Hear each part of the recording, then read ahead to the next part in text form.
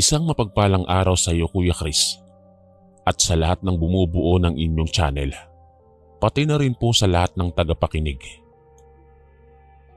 Naniniwala po ba kayo na ang mga aswang ay nakakasalamuha natin sa araw-araw nang wala tayong kamalay-malay? Hindi po totoong takot sila sa asin o sa bawang. Siguro ay allergy lang sa amoy ng nilulutong bawang ang masasabi kong totoo. Nagsisimba sila at kasapi ng iba't ibang sekta ng relihiyon. Tumatanggap ng komunyon at naglilingkod sa simbahan.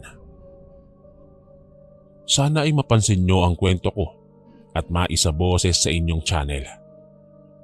Itago nyo na lang po ako sa pangalang Ramsey. Taong 1979, nang isilang ako sa pangatlo sa aming magkakapatid.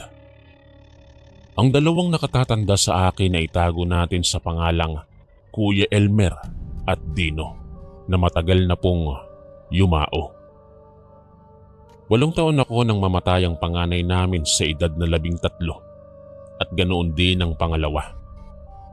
Simula noon ay nagpalipat-lipat na po kami ng tirahan at nang sumapit ako sa 13 kaarawan, napansin ko ang mahigpit na pagbabantay sa akin ng mga magulang ko. Hindi ako maaaring gabihin sa daan, lalo na kapag papalapit na ang kabilugan ng buwan. Masamang-masama ang loob ko noon dahil gusto kong makipaglaro sa mga kaibigan ko ng taguan kapag bilog ang buwan. Naiinggit ako kapag nadidinig ko ang tawanan, sigawan at tuksuhan nila sa labas, habang ako ay nakakulong sa kwarto at hindi maaaring lumabas. Wala akong magawa dahil sa tuwing itatanong ko sa aking mga magulang ang rason, ay sinasabi nilang para daw yun sa ikabubuti ko. Isang gabing bilog na bilog ang buwan. Sumilip ako sa labas ng bintana at tiningnan ko ang buwan. Nakaramdam ako ng init sa buong katawan at biglang nag-iba ang paningin ko sa paligid. Unti-unting nagiging mamula-mula ang lahat ng nakikita ko at nakaramdam din ako ng matinding uhaw. Panay ang lunok ko ng laway hanggang sa hindi ko napansin na tatalon na pala ako sa bintana. Bigla akong sinunggaban ni tatay at ubod lakas na isinalya sa kama. Ilang sandali lang ay nagbalik sa dati ang paningin ko. Nawala din ang init ng aking katawan at ang matinding uhaw. Galit na galit si Papa noon sa akin. Hindi ko naiintindihan ang mga nangyayari, kaya umiyak ako ng umiyak. Lumapit si Mama at pilit akong pinatatahan. Nakita ko na nangingilid na ang luha sa kanyang mga mata. Lumabas ng silid si Papa at pagbalik ay dala na nito ang martilyo. Pinakuan niya ang bintana at sinabing wag na wag ko iyong bubuksang muli dahil malilintikan ako. Kinabukasan, nagising ako dahil sa isang amoy na halos magpabaligtad ng aking sikmura. Nagmamadali akong lumabas ng silid at dumiretso sa banyo. Nang matapos akong magsuka ay bahing ako ng bahing at nangangati ang buo kong katawan. Tinanong ni Mama kung ano ang nangyari sa akin. Sinabi kong sumama ang pakiramdam ko dahil sa niluluto niya. Dahil sa sinabi ko ay napatingin siya kay Papa na nakaupo sa lamesa at nagkakape. Hindi na napigilan ni Mama ang umiyak kaya mas lalo akong naguluhan at napaisip kung ano ba ang nangyayari. Tinawag ako ni Papa at pinaupo sa tabi niya. Nakatitig lang siya sa akin at makalipas ang ilang minuto ay nagbuntong hininga. Anak, hindi namatay sa sakit ang mga kapatid mo. Pinatay sila dahil sa iisang dahilan. Nagmula ako sa lahi ng mga aswang anak. Hindi ako naging aswang pero kayo ng mga anak ko ang nakamana ng purong dugo. Wika ni Papa habang nakatitig sa akin. Hindi ko alam kung maniniwala ba ako o matatawa sa sinasabi ni Papa. Pero nang yakapin ako ni Mama at sinabing gagawin nila ang lahat para hindi ako matulad sa mga kapatid ko, ay doon na ako nag-umpisang umiyak. Simula noon, Naging aktibo kami sa simbahan at buwan-buwan ay nagpupunta kami sa iba't ibang albularyo. Narating na namin ang iba't ibang lugar na may magagaling na manggagamot, pero lahat sila ay sinasabing hindi na iyon magagamot dahil nasa dugo ko na ang pagkaaswang. Ang tanging magagawa lang daw nila ay turuan ako kung paano kontrolin ang pagkaaswang ko. Nang sumapit ang 18 kaarawan ko, dumating ang kapatid ni Mama na itago natin sa pangalang Tita Miriam. Nakiusap ito na kung maaari ay doon muna siya sa amin kahit ilang linggo lang. Pinagtataguan niya daw kasi ang asawa niyang adik. Napansin ko na may malalaking pasa sa braso at hita si tita. Pero ang pinakanakaagaw ng pansin ko ay ang amoy niya na napakabango. Para bang hinog na langka ito. Lumipas ang 5 araw na walang ginawa si tita kundi umiyak tuwing gabi. Kaya sa kanya pansamantalang natuon ang atensyon nila Mama at Papa. Isang gabi bigla na naman akong nakaramdam ng init sa buong katawan. At mas lalong tumindi ang napakabangong amoy na nagmumula sa may sala ng bahay namin. Pakiramdam ko ng mga oras na iyon ay gutom na gutom ako. Maya-maya pa, bigla na namang pumula ang paningin ko sa paligid. Hindi ko na makontrol ang paggalaw ng aking buong katawan. Hanggang sa unti-unti akong humakbang papalabas ng silid at nakita ko si tita na nakahiga sa sala. Dinig na dinig ko ang pintig ng puso niya at sa bawat pagdaloy ng dugo sa kanyang mga ugat. Sumabay pa ang napakabangong amoy na tila ba nag-aanyaya na tikman ko ito. Pilit kong pinaglalabanan ng mga nararamdaman ko nang biglang lumabas si Papa sa kanilang silid. Nanlaki ang kanyang mga mata habang nakatitig sa akin. Kaagad niyang binalingan ng tingin si tita at nang masigurong nahihimbing pa ito sa pagtulog ay dali-dali niya akong hinatak papasok sa silid. Muli siyang lumabas at nadinig kong ikinandado niya ang pinto sa labas. Nang mga oras na iyon ay hindi pa rin mawala ang matinding gutom na nararamdaman ko, kaya pilit kong binuksan ang bintanang pinakuan ni Papa. Mabilis ko yung nakalas at lumabas ako sa bintana. Nagsimula akong tumakbo palayo. Hindi ko alam kung saan ako pupunta. Huminto lang ako nang maramdaman ko ang matinding pagod. Tinukod ko ang aking 2 kamay sa magkabilang tuhod at habol hiningang nagpalingalinga sa paligid. Puro saradong kabahayan lang ang nakikita ko at walang katao-tao. Hindi ko alam kung nasang lugar na ako ng mga oras na yon. Nang medyo mabawasan ang nararamdaman kong pagod, ay naglakad-lakad ako. Ilang minuto lang ang nakalipas, may napansin akong 2 tao na makakasalubong ko. Dahil sa takot na baka masasamang loob ang mga ito, ay lumundag ako sa isang mababang bakod at nagkubli. Nang tumapat ang 2 tao sa kinaroroonan ko, ay biglang nagsalita ang isa sa mga ito. "Lumabas ka na riyan. Katulad mo, aswang din kami. Pero hindi kami masamang tao. Huwag kang matakot. Matutulungan ka namin sa problema mo." Wika ng isang may edad na lalaki. Dahan-dahan akong tumayo at nang makita ko ang mukha ng mga ito, ay bahagya akong nakahinga ng maayos. Isang kaedad kong batang lalaki at isang matandang lalaki na puti na ang lahat ng buhok ang nakatayo sa harapan ko. Itago natin sila sa pangalang Mang Vicente at Jomar. Kinausap nila ako at sinabing magkauri kami. Ipinaliwanag nila kung ano ang totoong nagaganap sa akin. Kaya doon ko na unawaan na hindi pa pala ganap ang aking pagkaaswang. Magiging ganap lang daw ito kapag nakatikim ako ng dugo ng tao.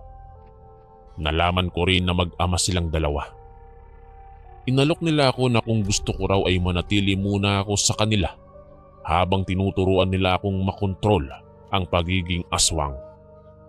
Hindi naman ako nakasagot kaagad dahil inaalala ko din ang aking mga magulang. Kaya nagpalipas lang ako ng magdamag kila Mang Vicente at kinaumagahan ay nagpasama ako sa kanila sa aming tahanan. Hindi nagpakita kila mama at papa ang mag-ama dahil maaari daw na iba ang isipin ng mga magulang ko kapag nakilala sila. Pagpasok ko sa loob ng bahay, naabutan ko sila papa na nagkakape sa lamesa kasama ang isang payat na lalaki. Bungi ang dalawang ngipin nito sa harapan at maiitim ang mga labi. Malikot ang nanlalaking mata nito at panay ang singhot ng patagilid. Nasa tabi nito si tita na halatang natatakot. Nagmano ako sa kanila at ipinakilala sa akin ni tita ang lalaki. Ito raw si David, ang kanyang asawa. Tumangulang ang lalaki at hinawakan ako sa ulo. Hindi ko alam kung bakit biglang nag-iba ang pakiramdam ko. Nagtayuan ang mga balahibo ko sa likod, mula pitan hanggang batok.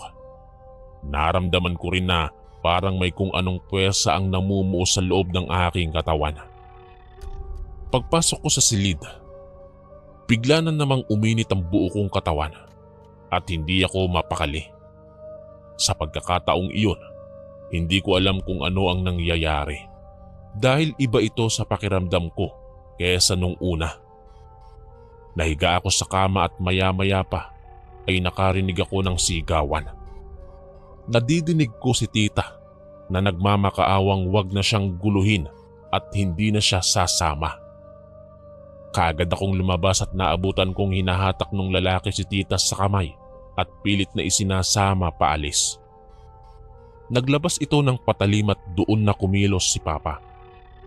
Mabilis niya itong sinuntok sa muka. Bumagsak sa lupa ang lalaki. Tumalilis ito ng lakad at pagdating sa labas ng bakod ay nagbanta itong babalikan kami at kukunin si tita. Inireport nila mama at papa sa barangay at pulis ang nangyari. Kinagabihan, iyak pa rin ang iyak si tita at panayang hingi nito ng pasensya sa amin. Aalis na lang daw siya at baka madamay pa kami. Pero hindi pumayag si papa. Pagsapit ng gabi, muli na namang bumalik ang mainit na pakiramdam ko. Sa pagkakataong yun, kung ano-ano ang naririnig ko. Mga bulungan, tawanan, pag-iyak at kung ano-ano pa. Para bang nasa tabi ko lang ang mga ito. Dahil sa pagkairita ay nahiga ako sa kama at tinakpan ng unan ang aking magkabilang tenga. Nakaidlip naman ako at pagsapit ng 12:00 ng gabi, nagising ako sa tindi ng init na nararamdaman ko. Tuyong-tuyo din ang lalamunan ko, kaya lumabas ako ng silid para uminom ng tubig. Maingat akong humakbang para hindi maistorbo sa pagtulog si tita. Pero biglang may sumakal sa akin mula sa likuran. Nabosesan ko yun kung sino. Ito yung asawa ni tita.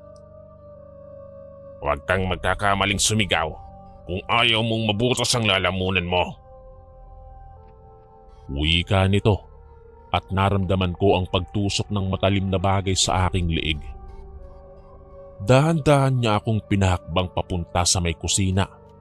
At ganoon na lang ang galit na naramdaman ko nang makitang walang malay ang mga magulang ko at si tita. Buong lakas kong hinawakan ng kamay niyang may hawak na patalim at ubod lakas kong ibinalibag. Gulat na gulat ako dahil sa lakas ng aking puwersa. Maya-maya pa ay nagsipasukan ng dalawa pang kasama ni David at kaagad akong inatake. Sinalo ko ang magkakasabay nilang suntok at kinagat ko ang isa sa leeg. Nang makita ng isa ang nangyari, ay nagtatakbo ito palabas ng aming bahay. Hinabol ko si David at kinagat sa leeg. Pero nagpupumiglas ito at nagtatakbo papalayo. Nang makalayo ang tatlo, ay kaagad kong ginising ang mga magulang ko at si tita. Kinabukasan nagsadya kami sa presinto at inireport ang nangyari. Naipakulong namin si David at ang mga kasama nito. Nagkaroon na ng bagong karelasyon si tita at maayos na ang buhay nila. Sa ngayon ay isa na akong aktibong miyembro ng mga deboto ng Itim na Nazareno, kasama sila Mang Vicente at Jomar. At bukod sa amin ay may iba pa kaming kasamahan na mga kauri din namin. Kontrolado ko na din ang pagiging aswang. Hindi na rin ako nakakaramdam ng matinding gutom at uhaw. Alam kong marami ang hindi maniniwala sa akin, pero ito ang katotohanan sa aking pagkatao at sa pagiging aswang. Wala po akong pinagsisisihan at mas lalo ko nang naiintindihan. Marahil ito talaga ang aking tadhana. At kahit ganito ang nangyari sa akin, kailanman ay hindi ko sisisihin ang aking mga magulang dahil ipinanganak ako na maging isang aswang. Hanggang dito na lang po ang aking kwento. Lubos na gumagalang, Ramsey.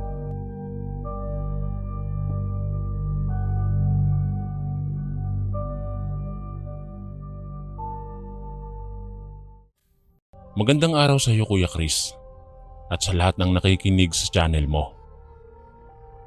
Ako nga pala si Lito, tubong Pangasinan, at kasalukuyang naninirahan ngayon dito sa Quezon City. Ang ibabahagi kong kwento sa inyo ay nangyari taong 1989. Nung nag-edad ako ng 15, ay batak na ang aking katawan sa gawaing bukid, kaya naman sa tuwing uuwi ako ay dinadaanan ko ang tindahan ng balot ni Mang Elmer at bumibili ako ng 5 piraso. Ito na rin ang ginagawa naming ulam kapag hindi nakapagluto ng ulam sa hapunan minsan. 70 anyos na si Mang Elmer pero malakas pa rin. Nang minsang bumili ako sa kanya ay tinanong ko siya kung bakit hindi siya maglako sa gabi dahil tiyak na mas marami siyang maibibenta. Ngumiti lang ang matanda at sinabing gustuhin man daw niya ay hindi maaari dahil natatakot siyang ma-hold up o di kaya naman ay mapagtripan ng mga lasing. Marami kasing loko-loko sa lugar namin ng mga panahong iyon. May mga bali-balita pa na may gumagalang aswang. Nang mag-asawa ang bunsong kapatid ni nanay na si Tita Silvia, nagtayo sila ng bahay sa katabing bakuran. Tumulong kami ni tatay sa paggawa ng kanilang tahanan. Tuwing hapon, balot ang request ko kay tita para makabawi ng lakas at mabilis na maalis ang aking pagod sa maghapong pagtatrabaho. Isang gabing namamahinga ako sa terasa ng aming bahay ay nakarinig ako ng sigaw. May naglalako ng balot. Tiningnan ko ang aking relong pangkamay. Mag-aalas 9 na ng gabi. Nagtaka ako kung sino yung naglalako dahil malabong si Mang Elmer yon. Papalapit sa bahay namin ang maglalako kaya dali-dali akong kumuha ng pera para bumili. Habang hinihintay ko ito ay iniisip ko na sana'y masarap din siyang magtimpla ng balot gaya ni Mang Elmer. Para po sa mga hindi nakakaalam, may tamang pamamaraan sa paglalaga ng balot para maging mas malasa ito. Isinasabay sa paglaga ang mga sangkap upang lumasa iyon sa sabaw ng balot. Yun ang sekreto ni Mang Elmer, kaya naman dinadayo talaga ang tindahan niya. Halos 30 minuto na akong nakaabang pero hindi pa rin dumadaan yung maglalako. Kaya lumabas na ako ng kalsada at nagpalingalinga. Nakita ko ang isang lalaking nakasuot ng sombrerong yari sa buli na may bitbit na basket. Tinawag ko ito at sinabing bibili ako. Hanggang papalapit ang lalaki ay unti-unti kong nakikita ang kanyang muka. Hindi siya pamilyar sa akin. Kaya naisip kong baka taga-ibang baryo at napadpad lang sa lugar namin. Nang tumapat ito sa bahay nila Tita Silvia, ay bigla itong huminto at tumitig sa bahay ng tiyahin ko. Napakunot ako ng noo dahil wala namang tao sa labas ng bahay nila tita. Muli ko itong tinawag at sinabing bibili ako. Paglapit nito sa akin ay napapahid ako sa ilong dahil sa kakaibang amoy na nagmumula sa kanya. Malansa na medyo mapanghi ang amoy ng maglalako.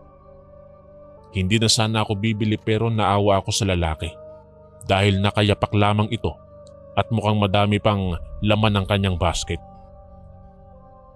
Bumili ako ng 3 pirasong balot. Nang iabot niya sa akin ang binili ko ay wala itong suka at asin. Manong, wala po ba kayong suka at asin? Tanong ko sa maglalako.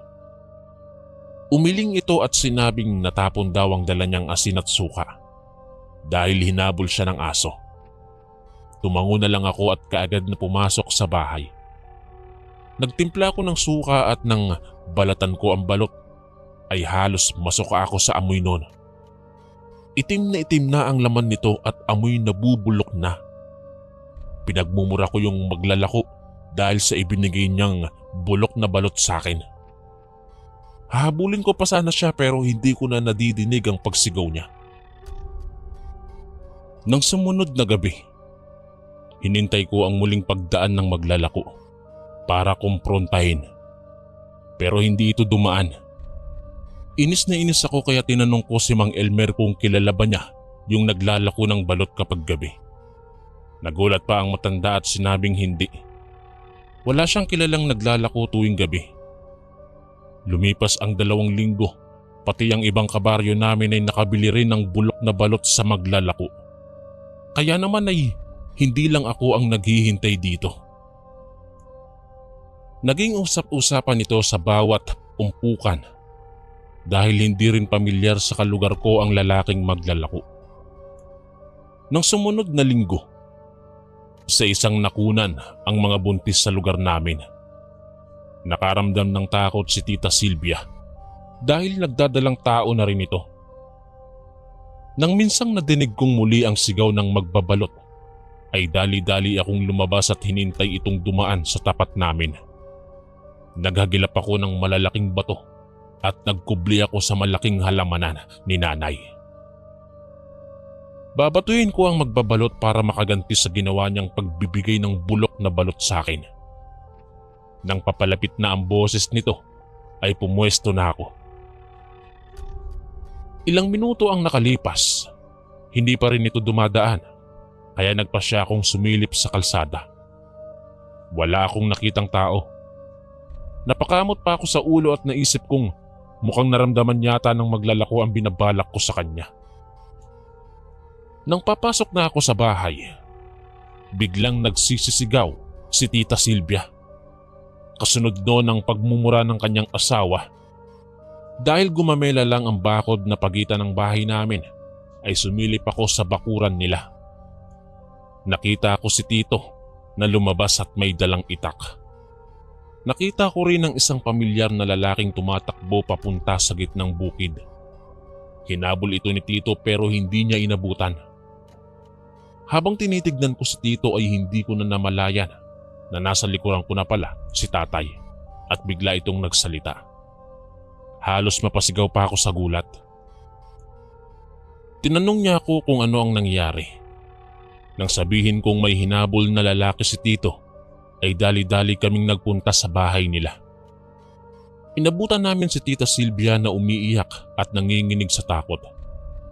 Maya-maya pa, nakabalik na si Tito at sinabi nitong inaswang daw si Tita. Galit na galit si Tito. Nagsisisigaw pa ito sa labas at hinahamon ng aswang. Pinakalma siya ni tatay dahil nakabubulahaw na sa mga kapitbahay. Nang gabing yun, Kuya Chris, ay nagbantay kaming 3 sa pagbabalik ng aswang pero hindi na ito nagpakita. Kinabukasan, nanguha ng mga kawayan sila Tito at tatay. Tinulisan nila ito at inilagay sa mga bintana ng bahay. Ibinigay din ni tatay ang itinatago niyang buntot pagi. Mabisa daw kasi itong panlaban sa mga aswang. 3 gabi ang nakalipas, hindi pa rin kami tumitigil sa pagbabantay. Pero walang pagpaparamdam. Nagpasya si tatay na doon muna ako patulugin kila tita para may makakatulong si tito sa pagbabantay kung sakaling bumalik ang aswang. Isang gabi, narinig ko na naman yung sigaw ng maglalako ng balot. Naalala ko na naman yung bulok na balot na nabili ko kaya sumilip ako sa bintana para tignan at siguraduhin ito rin yung maglalakong nabilhan ko. Ilang minuto ang lumipas ay nakita ko ang isang lalaking huminto sa tapat ng bahay nila Tita Silvia. Wala itong dalang basket pero sumisigaw ng balot.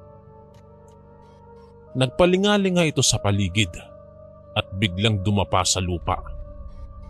Umayos ako ng pwesto para makita ang susunod nitong gagawin.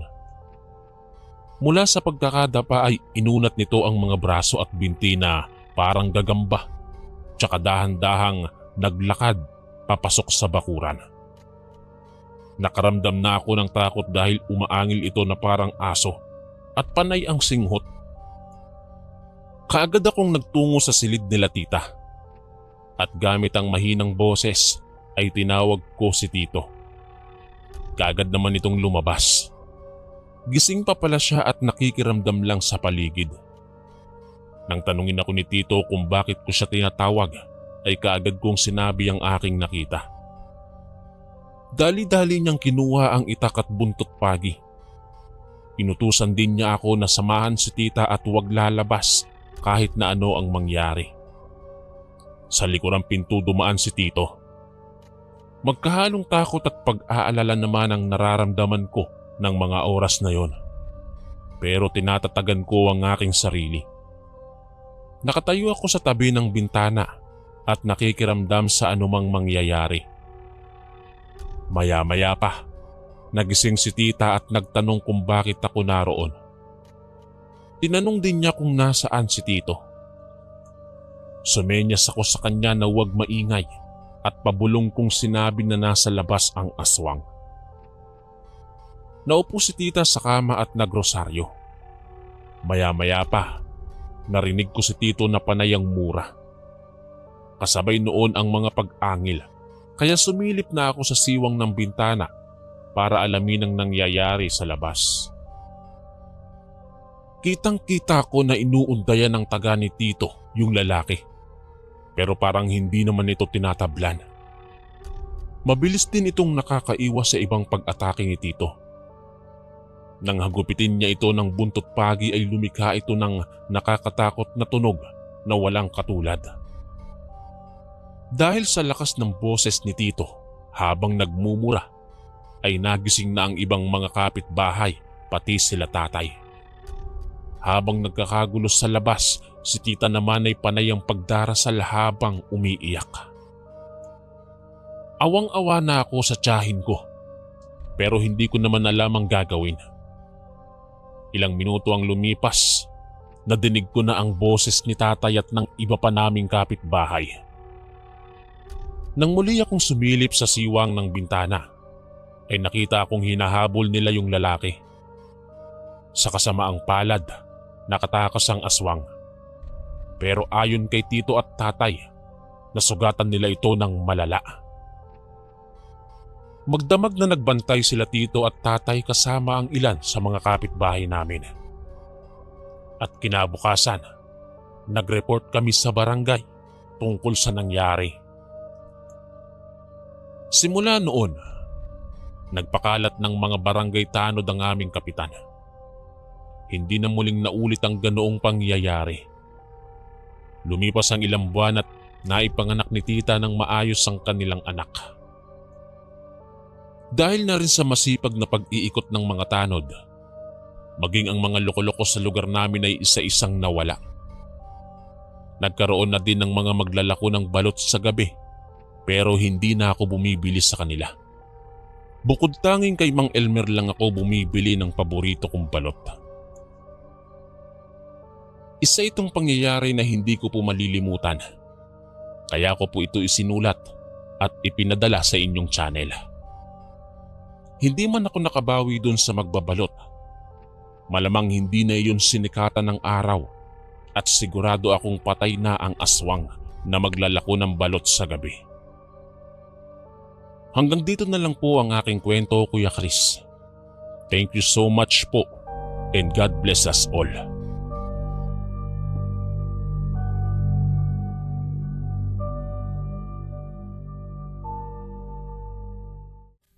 Magandang araw sa iyo, Kuya Chris, at sa lahat ng inyong butihing mga tagapakinig. Ako nga pala si Joel, 45 taong gulang at kasalukuyang nakatira dito sa isang baryo sa Baras, Rizal. Nais ko lang ibahagi sa inyo ang kwentong tungkol sa isang karanasan sa buhay ko. Dati po akong seaman at sa kasamaang palad ay hindi na muling nakasampa sa barko. Dahil sa isang karanasan na kahit payata ay mag-ulyanin na ako ay hindi ko po makakalimutan. Taong 2006, nang magkakilala kami ng ina ng aking mga anak na si Andrea. Nagkamabutihan kami at makalipas lang ang ilang buwan ay nabuntis ko siya. Ipinanganak ang panganay ko habang nasa barko ako at pag-uwi ko ay 5 buwan na ang panganay namin. Naging maayos ang buhay namin ni Andrea. Masinop siya sa mga ipinapadala ko at nagagawa pang magtabi sa bangko. Nang mag-1 taon ng aming panganay, ay muli siyang nagdalang tao. Nahinto din ako noon sa pagsampa sa barko dahil nagkaroon ng problema ang agency ko. Gamit ang naipon naming pera ay nagpatayo kami ng water refilling station. Dahil iilan pa lang ang may ganoong negosyo sa lugar namin ng mga panahong yon, ay naging malakas ang kita at halos hindi ko na naisipan pang bumalik sa barko. Nang mag-9 na buwan ng bunso naming anak, ay na-diagnose ito ng isang sakit sa dugo na maaari daw mauwi sa leukemia. Dahil sa laki ng gastos, ay muli akong sumampa sa barko. Naging maganda ang sahod ko noon, Kuya Chris. Kaya nag-extend ako ng nag-extend hanggang sa umabot ako ng 1 taon sa barko. Nang makauwi ako ay napansin ko ang panlalamig sa akin ni Andrea. Kinausap ko siya at tinanong kung ano ang problema. Nang mga panahong yun ay hindi pa kami na ikakasal ni Andrea. At iyon pala ang dahilan kaya siya nanlalamig sa akin. 2 na daw ang anak namin pero parang wala pa raw akong balak na pakasalan siya. Inamo ko si Andrea at sinabing sa susunod na pag-uwi ko ay magpapakasal na kami. Nakita ko ang sigla sa kanyang mga mata nang sabihin ko yon. Makalipas ang 4 na buwan, muli akong sumakay sa barko. Nung unang mga buwan, kapag tumatawag sa akin si Andrea ay puro plano sa kasal ang napag-uusapan namin. Hanggang sa lumipas ang ilan pang mga buwan, naging madalang na ang pag-uusap namin. Palagi siyang busy at kung minsan naman ay hindi ko makontak ang telepono niya. Nag-aalala na ako noon sa kung anong nangyayari sa pamilya ko sa Pilipinas. Isang araw, nakatanggap ako ng tawag sa aking kapatid. Sinabi nito na naglolo ko ang aking asawa at napapabayaan na ang mga anak namin. Nagalit ako noon sa kapatid ko sa paniniwalang sinisiraan lang sa akin si Andrea. Hindi ako nakakatulog ng maayos sa sinabing yon ng aking kapatid. Kaya nagpa siya akong umuwi sa Pilipinas nang hindi nagpapasabi. Dumating ako ng gabi sa bahay namin, Kuya Chris, at wala roon ang mag-iina ko. Isang kapitbahay namin ang lumapit sa akin at sinabing nasa kanila raw ang mga anak ko. Iniwan daw ni Andrea dahil may mahalaga itong aasikasuhin. Kinuha ko ang mga bata at hinintay ang pag-uwi ni Andrea. 3:00 ng madaling araw, isang sasakyan ang huminto sa harap ng bahay namin. Sumilip ako sa bintana para tignan kung sino yon. Nakita ko si Andrea na bumaba sa sasakyan Kasunod ang isang lalaki. Bago pa pumasok sa gate ang asawa ko, ay kitang-kita ko na naghalikan sila nung lalaki. Parang madudurog ang puso ko ng oras na yun, Kuya Chris. Hindi ko alam kung ano ang magiging reaksyon ko.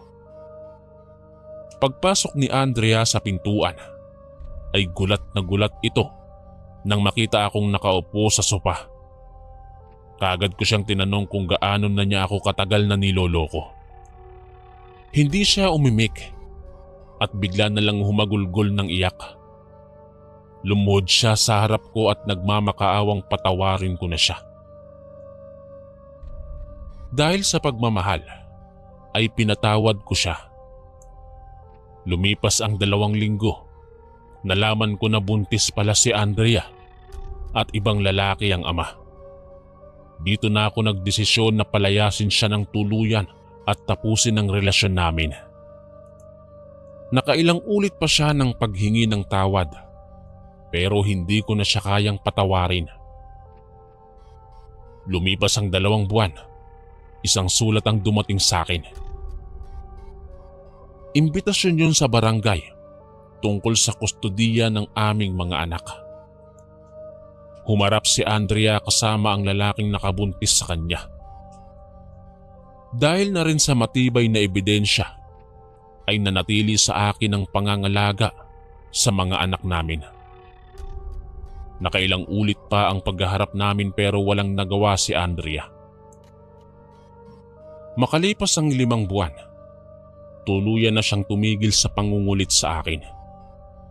Nalaman ko na umuwi ito ng probinsya kasama ang lalaking nakabuntis sa kanya.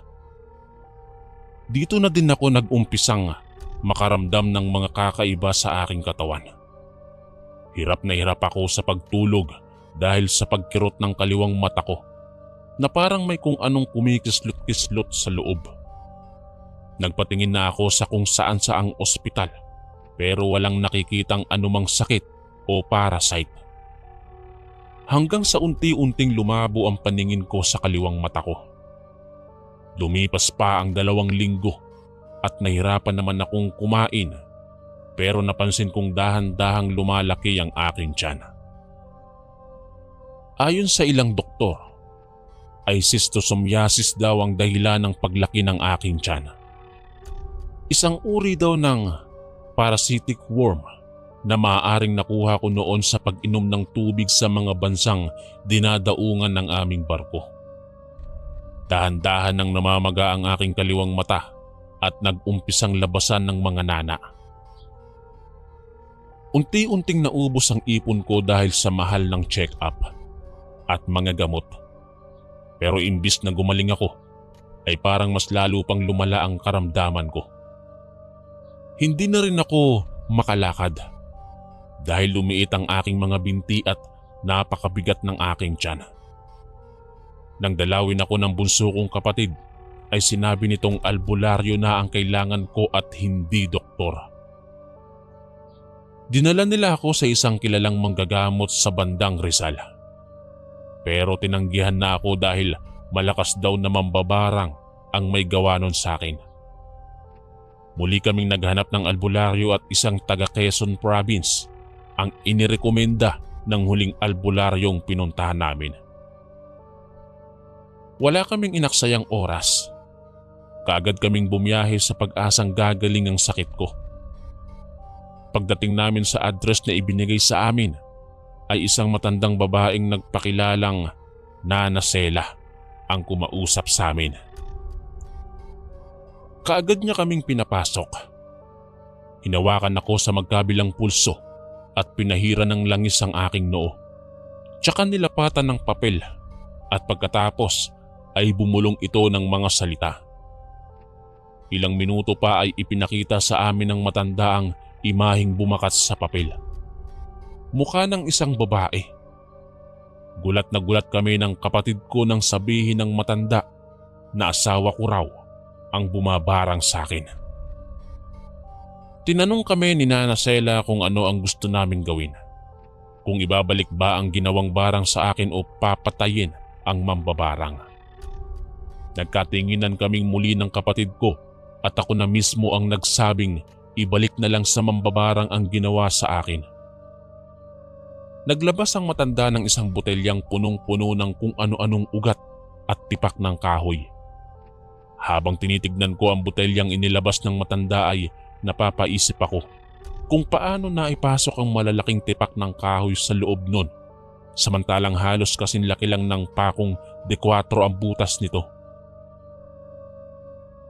Pinahiga ako sa isang papag na yari sa kawayan at sinabing tiisin ko raw ang sakit na aking mararamdaman. Nag-umpisang mag-usal ng mga salita ang matanda at saka nagsindi ng 2 puting kandila. Kinuha nito ang botelya at inalog-alog ito. Nang itapat ng matanda sa kanyang palad ang butas ng botelya ay may tumulo ditong langis. Gulat na gulat ako dahil wala namang ibang laman ng botelyang yon kundi mga ugat at tipak ng kahoy lang. Ipinahid ni Nana Sela ang langis sa aking tiyan at kaliwang mata. Ang sumunod ay isang madiing paghilot ang ginawa nito. Halos himatayin ako sa sobrang sakit na aking nararamdaman. Pero tiniis ko yon. Maya-maya pa, nagpakuha ng palanggana ang matanda at inilagay iyon sa ilalim ng papag na hinihigaan ko. Pinahinga niya ako ng malalim at biglang idiniin ang aking tiyan. Halos mapasigaw ako sa sobrang sakit. Nang iangat ni Nana Sela ang kanyang mga kamay, ay unti-unti akong nakaramdam ng ginhawa. Ang sumunod naman ay ang kaliwang mata ko ang kanyang piniga. Mula doon ay naglabasan ng maliliit na uod. Napakabaho din ng likidong lumalabas dito. Naglabas siya ng mga kakaibang dahon at muling nagsali ng langis sa kanyang palad. Ipinahid iyon sa mga dahon at itinapal sa aking mga mata at tinalian ng puting tela. Unti-unting nawala ang mga kumikislot-kislot sa loob ng mata ko, Kuya Chris. Matapos iyon ay pinaupo ako ni Nana Sela at kinausap kaming magkapatid. Kung maaari daw ay manatili muna kami roon ng ilang araw upang tuluyang mawala ang ginagawang barang sa akin. Ayon dito ay balak talaga akong patayin ng aking asawa.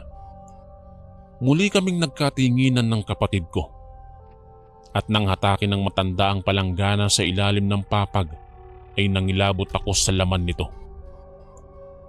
Halos mga lahati sa itim na likido na may maliliit na uod ang laman nito. Naging payapa ang pagtulog ko kinagabihan. Hindi na ako nakaramdam ng pananakit at pagkirot ng aking mata at tiyan. Kinabukasan, tinanggal na ni Nana Sela ang nakatapal na dahon sa aking mata at gulat na gulat kami ng kapatid ko dahil umimpis na ito. Naimulat ko na rin ang aking mata pero hindi na ito nakakakita. Ayon sa matanda ay permanente na ang pagkabulag ko dahil sa mga uod na namahay dito. Muli niya akong pinahiga sa papag at hinaplusan ng langis ang aking tiyan. Hindi na ito gaanong masakit at napapansin kong medyo umiimpis na ito. Nakakakain na rin ako ng maayos ng araw na yon. Nang ika-4 na araw, sinabi ni Nana Celia na magaling na ako. Naalis at naibalik na niya ang barang sa may gawa nito. Nang tanungin ko siya kung magkano ang ibabayad namin, ay umiling ito at sinabing bilhan ko na lang siya ng alak. Hindi ako makapaniwala dahil sa dami ng doktor na pinuntahan ko ay hindi ako napagaling at halos naubos na ang naipon at mga ipinundar ko. Pero hindi ako siningil ni Nana Sela kahit piso. Bago kami umuwi ay nag-iwan ako ng 5,000 piso sa lamesa ni Nana Sela nang hindi niya napapansin.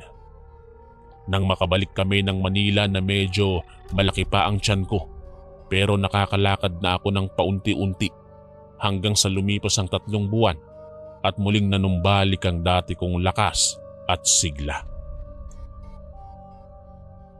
Nagpatuloy lang ako sa pagtaguyod ng aking pamilya. Kinalimutan ko na si Andrea at ang lahat ng ginawa niya sa akin. Ipinagpa sa Diyos ko na lamang ang lahat at bahala na ang karma ang maningil sa kanya. Wala na rin akong balita kay Andrea at sa bagong kinakasama nito. Kung nasaan man siya ay wala na rin akong pakialam. Sa ngayon po ay nagkaroon ako ng isang magandang negosyo. Bukod sa pagiging tricycle driver ko, napalago ko ito hanggang sa makabili ako ng bagong bahay dito sa Taguig. Dito ko na rin nakilala ang bago kong kinakasama na si Kate. Tanggap naman siya ng aking 2 anak at hindi nagtagal ay nagkaroon din kami ng isa pang anak na pinangalanan kong Ruby. Isang pangyayari sa aking buhay ang hindi ko po malilimutan. Isang aral ang nagpabago sa aking pananaw. Isang kahindik-hindik na karanasan na ang aking nasaksihan na muntik nang pumatay sa akin dahil pinabarang ako ng aking dating asawa. Hanggang dito na lang po at maraming salamat sa pagbabasa ng aking kwento. Muli, ako po si Joel, ang inyong kaistorya.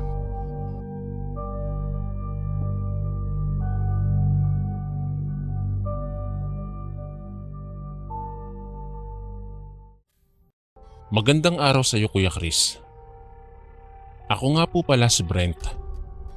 Ibabahagi ko po ang kwento ng aking lolo ni isang magaling na albularyo noong kapanahunan niya. Taong 1984, isang bantog na albularyo si Lolo Veneracio sa kanilang lugar. Kilala siya sa tawag na Mang Benny. Naipasa pa ng aming mga ninuno ang mga kaalamang ginagamit niya. Pinaghalong organiko at espiritual ang kanyang pamamaraan, kaya naman madami ang lumalapit sa kanya upang magpagamot. Sa kabila ng kanyang edad na 58, matipuno pa rin ang pangangatawan nito at maliksikong kumilos. Magkahalong itim at puti na ang kanyang buhok. Pero palagi itong nakaayos at lapat na lapat sa init dahil sa pumada. Isang partikular na araw, abalang nang gagamot noon si Lolo Benny nang may isang sasakyan ang huminto sa harapan ng kanyang bahay. At mula rito ay ibinaba ng 2 lalaki ang isang higaang dibuhat. Nakahiga doon ang isang babae. Lumapit ang isa pang lalaking matipuno at mababakas na may kaya sa buhay. Itinaas ni Lolo Benny ang kanyang kamay. Senyales na bigyan siya ng sandaling oras. Tumango naman ang lalaki at nanatiling nakatayo habang hinihintay. Ilang minuto lang ang lumipas. Tumayo si Lolo Benny at nilapitan ng lalaki. Inabot nito ang kamay kay Lolo at nagpakilala bilang Alfonso. Nagmamakaawa ito na tulungan ng kanyang anak na hirap na sa karamdamang dumapo dito. Tinapik ni Lolo Benny ang balikat ng lalaki at nilapitan ang babaeng nakahiga sa higaang dibuhat. Gulat na gulat si Lolo sa itsura ng babae. Butot balat na ito at nagtutukla pa ng ibang parte ng balat. Nagsusugat na din ng ilang mga bitak na balat na may kasamang mabahong amoy. Hinawakan ni Lolo ang pulso nito at ilang sandali pa ay pinapasok niya sa loob ang babae. Naglabas ng kapirasong papel at nagsindi ng kandila si Lolo. Ito ang kanyang pamamaraan sa pagtatawas. Dito na nalaman ni Lolo na isang manananim ang may gawa noon sa dalaga. Ang manananim ay isang uri ng mangkukulam, Kuya Chris, na kilala sa Pangasinan. Kinukuha nito ang tinapakang lupa nang bibiktimahin nito upang magamit sa paggawa ng kulam. Kaagad na naghanda si Lolo Benny para sa isang combat espiritual. Dahil na rin sa sitwasyon ng babae, sinabi ni Lolo na hindi kakayanin ng katawan nito ang pagpapasapi ng espiritu ng mangkukulam. Kaya naman kinausap nito si Alfonso upang ito ang maging medium Pumayag naman ang ama at inumpisahan nila ang pagtawag ng espiritu ng mangkukulam. Pinaupo ni Lolo sa isang silya si Alfonso at nag-umpisang mag-orasyon. Ilang sandali lang at biglang nag-iba ang itsura ni Alfonso. Naging mabalasik ang tingin at nag-iba ang boses. Akmang magwawala sana ang lalaki pero maagap na nakapag-usal ng pamakong orasyon si Lolo Benny. Galit na galit ang nakasapi pero wala itong magawa. Dahil hindi ito makakilos o makatayo man lang sa kinauupuang silya. Nag-umpisang magtanong si Lolo Benny kung ano ang dahilan ng panggagambala ng mangkukulam sa babae. Sa halip na sumagot ay tumawa lang ng tumawa ang nakasapi at sinabi nitong nag-aaksaya lang ng oras si Lolo. Muling nag-usal ng mga orasyon si Lolo Benny at inihip yun sa hintuturo at inilapat sa tagiliran ni Alfonso. Namilipit ito sa sakit at nagmamakaawang tigilan na dahil nasasaktan siya. Hindi naman nakinig si Lolo Benny at muli itong nagtanong kung bakit nito ginagambala ang babae.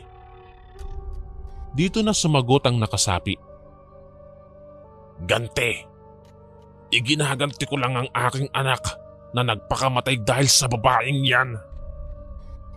Wika ng nakasapi.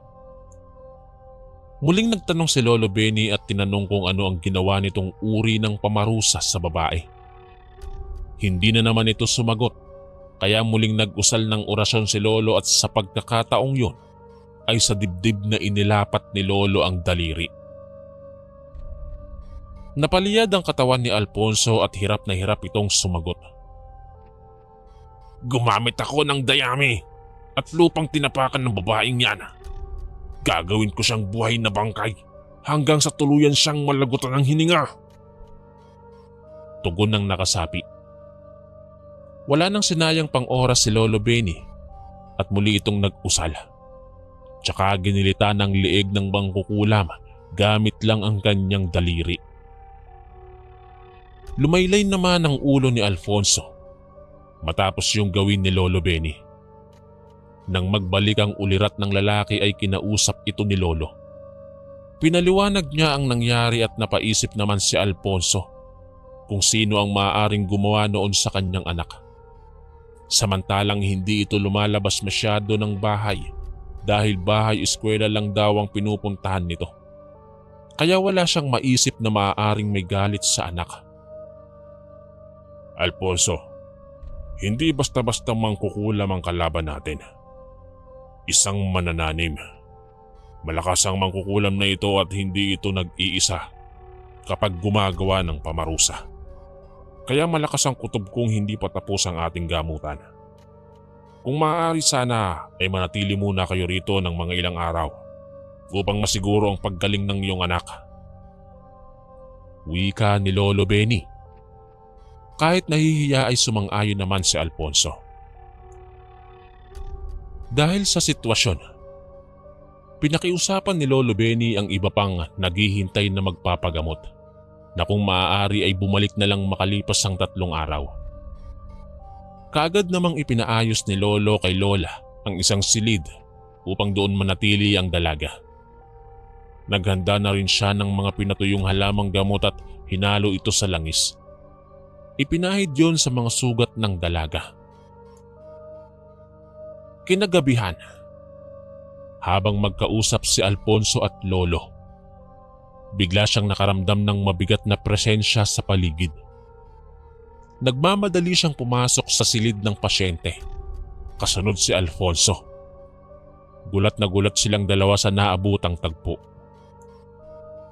Isang itim na imahe ang nakaupo sa tabi ng dalaga at hinahaplos ito sa muka. Nag-uusal pa lang si Lolo ng mga orasyon nang bigla siyang mapaluhod at sinalo ang dibdib. Tumayo ang nilalang at biglang naglaho. Nakita ni Lola ang pagbagsak ni Lolo kaya napasigaw ito. Kaagad namang pumasok ang mga kasama ni Alfonso at tinanong kung anong nangyari. Inalalayan nila si Lolo at pinaupo.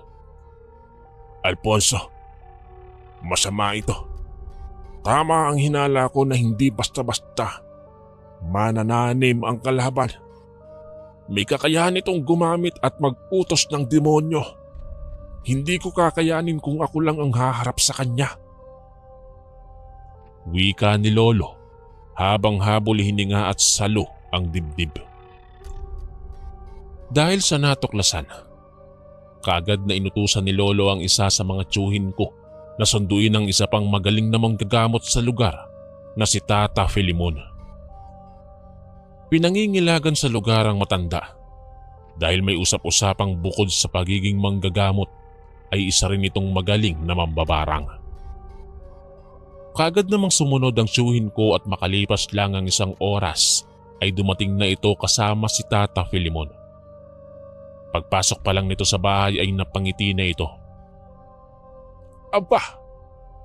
Isang manananim na may kaalaman sa dalungdungan. Mapanganib ang nakatapat mo ngayon, Benny. Wika ni Tata Filimon. Ang dalungdungan ay isang uri ng kakayahan kung saan sumusulat sa isang papel ang mangkukulam ng isang kasunduan sa mga demonyo upang magamit sa pagbibigay ng anumang uri ng sakit. Walang inaksayang oras ang dalawa at muling kinausap si Alfonso upang maging medium.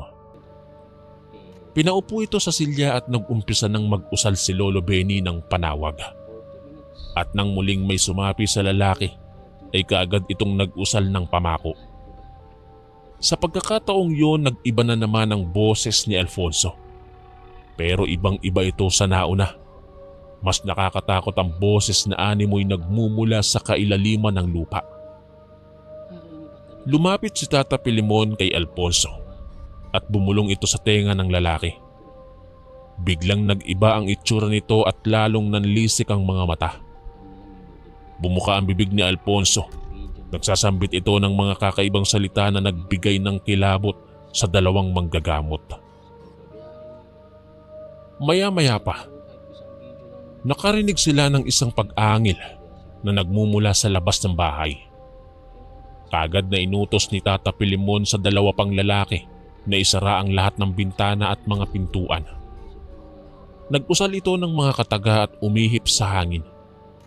Ilang sandali ang lumipas, naging mas agresibo ang nilalang na nasa labas ng bahay. At wala ding tigil sa paghalakhak ang nakasapi kay Alfonso. Mga hangal, hindi niyo ko kaya. Walang kamatayan ng tulad ko. Ikaw, ang akala mo ba ay ako ang nagilitan mo kanina? Mabuti na lang at marami akong alaga. Wika ng nakasapi. Lumapit si Tata Filimon kay Alfonso at muli itong nag-usal ng orasyon tsaka inihip sa palad at ubod lakas na sinuntok sa dibdib. Napaubo naman ang lalaki at muling ngumisi. Yan lang ba ang kaya mo? Sa oras na makapasok ang alaga ko dito sa bahay, mamamatay kayong lahat. Muling wika nito. Naglabas ng libreta si Tata Filimon at nag-usal ito ng mga katagang mula roon. Nakaramdam ng sobrang bigat na presensya si Lolo Benny at nagtayuan ang lahat ng balahibo niya sa katawan. Mula sa likuran ni Alfonso, lumabas ang isang figura ng babae. Nakaitim ito at napakapangit ng itsura. Purong itim ang mga mata nito at may matutulis na ngipin. Muling nag-usal ng mga kataga si Tata Filimon at biglang nawala ang nilalang. Ilang minuto lang ang lumipas at biglang umangil ng napakalakas ang nilalang na umaaligid sa labas ng bahay hanggang sa tuluyan na itong maglaho. Muling lumapit si Tata Filimon kay Alfonso. Hindi ka pa ganun kalakas. Hindi mo kayang talunin ng isang mamalarang. Ngayong wala na ang ipinagmamalaki mo, ikaw naman ang haharapin namin. Wika ni Tata Filimon at ikinumpas nito ang kamay bilang hudyat na si Lolo Benny na ang bahala sa lahat. Kaagad na lumapit si Lolo kay Alfonso At sa pagkakataong yon ay naglabas siya ng isang medalyon na yari sa itim na kahoy. Hugis at sulok ito na may matang nakaukit sa gitna. Inilapat ni Lolo Benny sa noo ni Alfonso ang medalyon at muli itong nag-usal ng mga orasyon. Biglang nagwala si Alfonso at namilipit ito na tila ba nahihirapan. Nagpakawala pa ito ng isang malakas na sigaw at biglang nanlupaypay ang ulo. Dahil sa nangyari nung una, siniguro na ni Lolo Benny na hindi na muli pang makakatakas ang mangkukulam at muli itong nag-usal ng mga orasyon tsaka paulit-ulit na ginilitan ang liig. Ilang minuto ang lumipas. Muling gumaan ang presensya sa paligid. Nang magkamalay si Alfonso, nakarinig sila ng isang boses na nagmumula sa loob ng silid ng pasyente. Laking gulat nila nang makitang nakaupo na ang dalaga. Patakbong lumapit si Alfonso sa anak at niyakap ito. Walang tigil sa pagpapasalamat sa dalawang manggagamot si Alfonso. Dahil naman sa pagod ay napaupo na lang si Lolo Benny at napabuntong hininga. Tinapik naman siya sa balikat ni Tata Pilimon at nagpaalam na itong uuwi na. Lumipas pa ang 3 araw. Unti-unting natuyo ang mga sugat ng dalaga. Nakakakain na rin ito ng maayos at medyo nakabawi na ang katawan. Bago umalis ang mag-ama sa bahay ni Lolo, nag-abot ito ng malaking halaga pero tinanggihan yun ni Lolo. Kahit anong pilit ay walang nagawa si Alfonso. Dahil sa nangyari, naging matalik na magkaibigan si Lolo Benifacio at si Tata Pilimon. Nagpalitan sila ng mga kaalaman at naging mas magaling pang manggagamot si Lolo. Pumanaw silang dalawa sa magkasunod na taon. Dala ang kani-kanilang kaalaman. Wala na kasing sumunod pa sa yapak ni Lolo Benny. Hanggang dito na lamang po at maraming salamat po.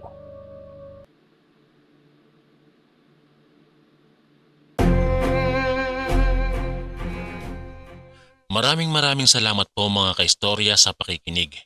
At kita-kits po ulit bukas para sa isa na namang nakakatakot na kwento. Ito po si Kuya Chris, ang inyong kaistorya.